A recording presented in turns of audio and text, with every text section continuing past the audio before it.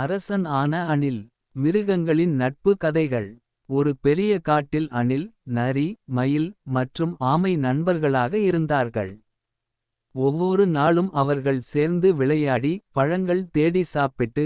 சுவாரஸ்யமான கதைகள் பேசிக்கொண்டே இருந்தார்கள். ஒரு நாள் ஒரு பெரிய பிரச்சனை ஏற்பட்டது. காட்டில் ஒரு புது புலி வந்தது. அது மிகவும் கோபமானதும் ஆபத்தானதும். இந்த காடு இனிமேல் எனது கட்டுப்பாட்டில் தான் இருக்கும் என்று ஒத்திகையுடன் அறிவித்தது. அனைத்து மிருகங்களும் பயந்தன. ஆனால் நமது நால்வரும் ஒன்று சேர்ந்து ஒரு யோசனை செய்தார்கள்.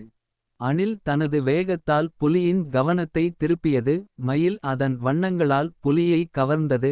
நரி புத்திசாலித்தனமாக புலியை தவறான பாதைக்கு அழைத்தது. மற்றும் ஆமை தனது தோலுக்கு ஒளிந்து விழுந்த இடத்தில் குண்டுகளை வெடிக்கச் செய்தது. இது ஓர் உவமை தான், உண்மையிலேயே குண்டுகள் இல்லை. அந்த புலி அதிர்ச்சியில் அந்த காட்டை விட்டுவிட்டு ஓடிவிட்டது. அந்த நாள் முதல் எல்லா மிருகங்களும் அந்த நால்வருக்கு மரியாதை செலுத்தத் தொடங்கின.